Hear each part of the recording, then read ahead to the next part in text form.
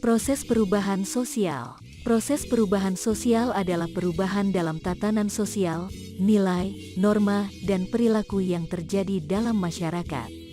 Proses ini dapat terjadi secara alami atau dipicu oleh faktor eksternal seperti perubahan teknologi, kebijakan pemerintah, perubahan lingkungan, perubahan demografi, dan sebagainya.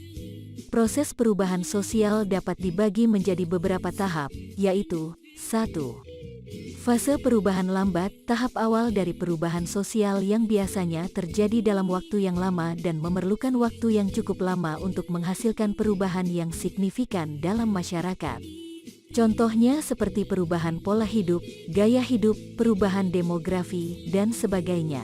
2. Fase perubahan cepat, fase ini terjadi ketika perubahan terjadi dengan cepat dalam masyarakat, biasanya karena perubahan teknologi atau kebijakan pemerintah.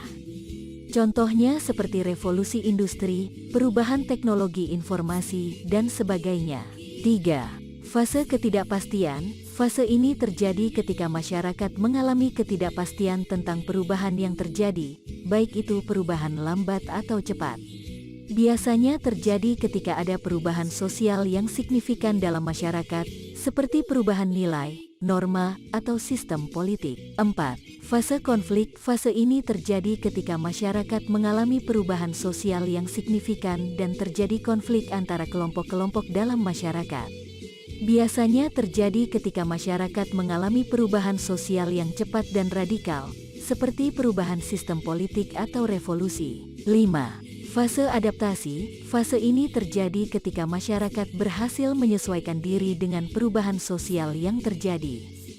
Biasanya terjadi setelah fase konflik dan masyarakat mulai menemukan keseimbangan baru dalam tatanan sosial dan nilai. Proses perubahan sosial dapat memengaruhi kehidupan masyarakat secara signifikan dan memerlukan upaya yang serius untuk mengatasi dampak negatif dari perubahan tersebut.